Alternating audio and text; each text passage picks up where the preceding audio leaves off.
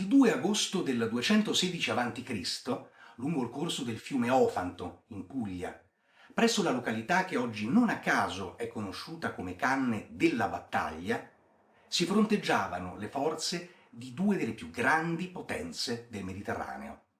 Da una parte una visione formidabile, gli eserciti riuniti dei due consoli della Repubblica Romana, Lucio Emilio Paolo e Gaio Terenzio Varrone.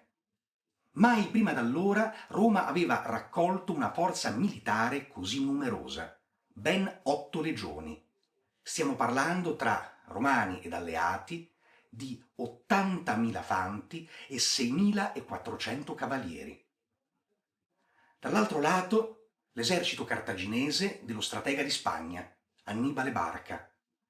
28.500 fanti pesanti, 11.500 fanti leggeri, 10.000 cavalieri, per un totale di 50.000 uomini, poco più della metà delle forze dell'esercito avversario.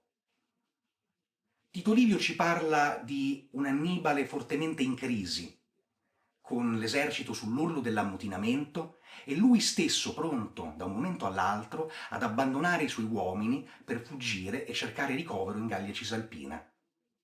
Solo un miracolo può salvare l'esercito cartaginese dall'annientamento, e questo miracolo si concretizzerà nel genio militare di Annibale, chiaramente presentato in chiave negativa, la punica fides, come la chiamavano i latini, la slealtà cartaginese.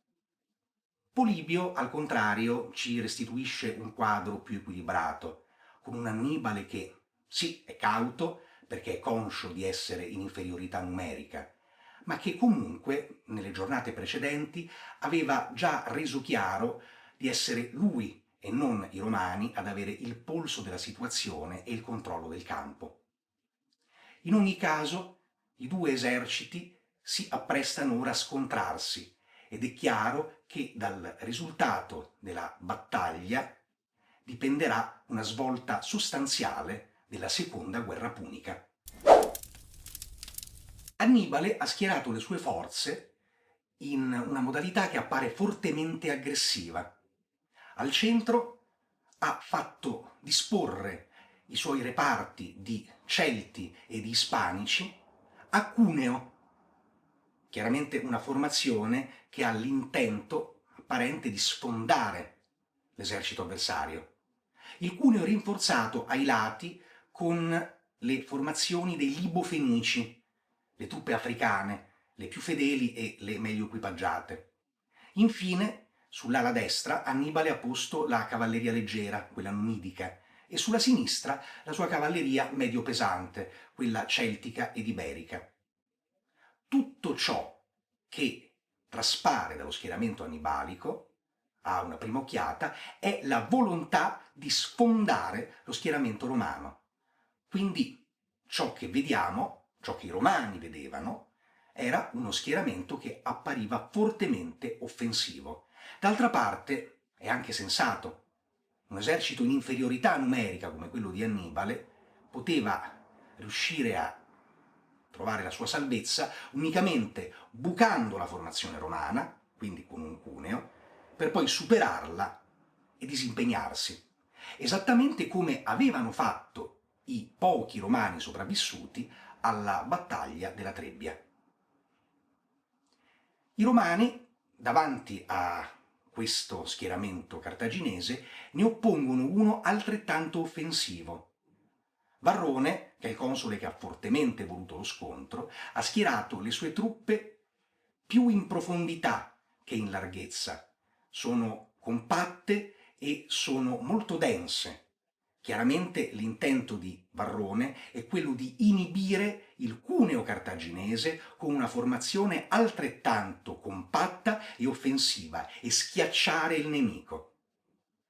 Sulla destra i romani hanno schierato la loro cavalleria più debole, la cavalleria composta dai cittadini romani, mentre sulla sinistra, a fronteggiare i Numidi, hanno schierato la loro cavalleria migliore, quella dei Soci, composta per lo più da Italici, ma anche probabilmente da Veneti e dai Cenomani, gli unici Galli rimasti fedeli. Come erano equipaggiati i guerrieri dei due schieramenti? Forse in maniera non così diversa gli uni dagli altri. All'epoca i romani non conoscevano ancora la loro spada più caratteristica, il gladio, ed erano equipaggiati con tutta una serie di diverse spade. In misura minoritaria la copis, una spada ricurva, e le armi più utilizzate da corpo a corpo erano lo xifos e la spada gallica Laten B.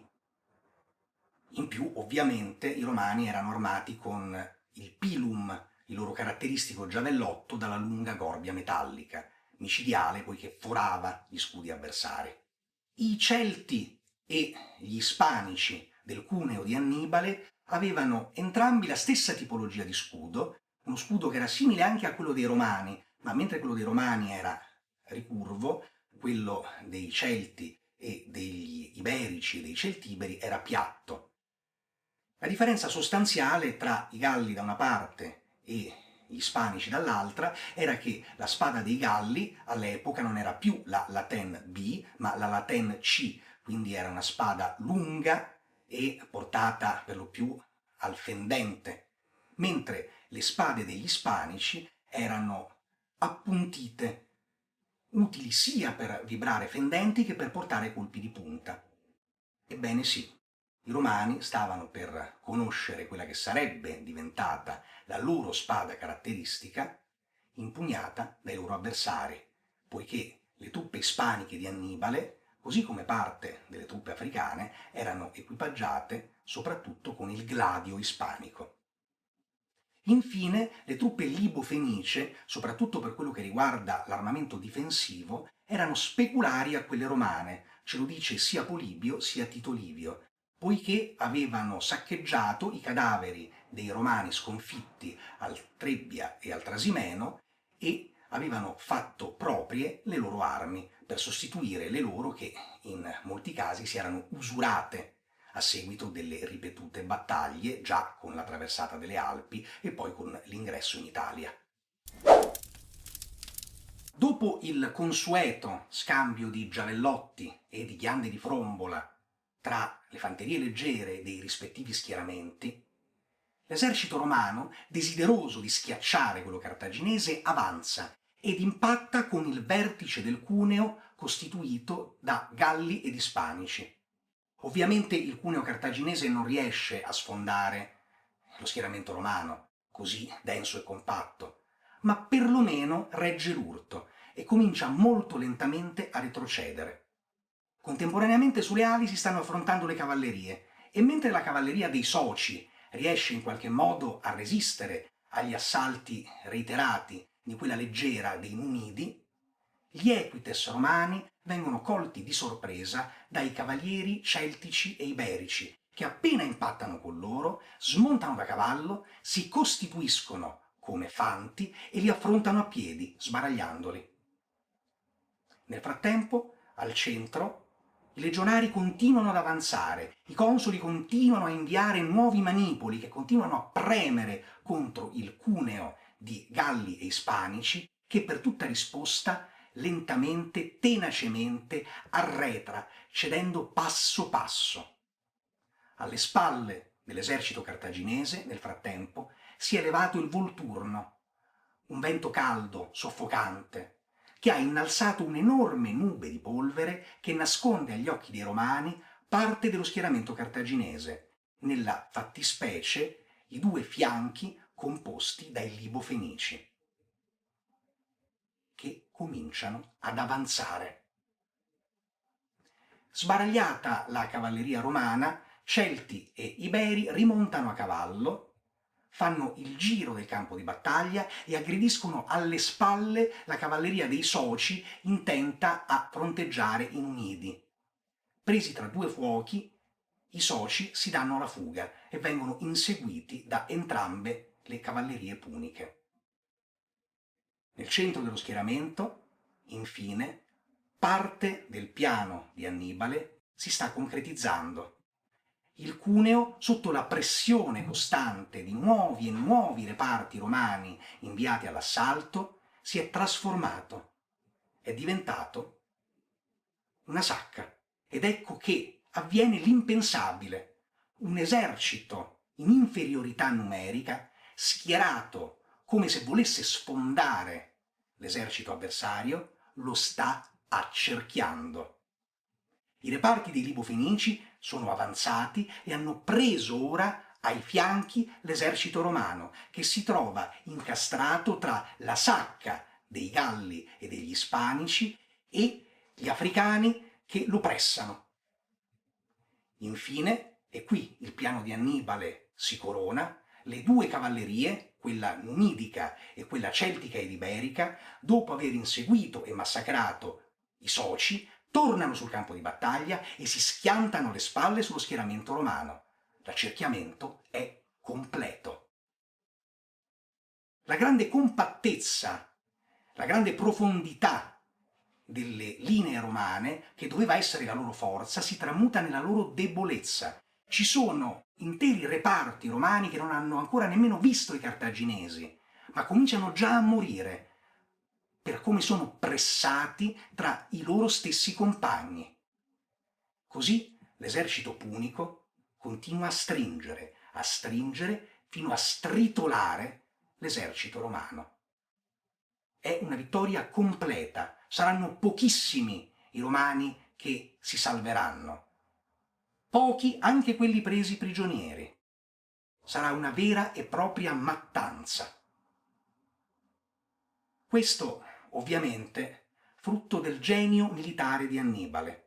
Sebbene alcuni storici abbiano provato a proporre che l'arretramento del Cuneo composto dai Galli e dagli Ispanici fosse causato dall'incostanza propria dei Galli, che erano noti per venire presi da scoramento velocemente durante le battaglie, è evidente che Annibale non poteva aver lasciato ad un fattore casuale un punto chiave della sua strategia.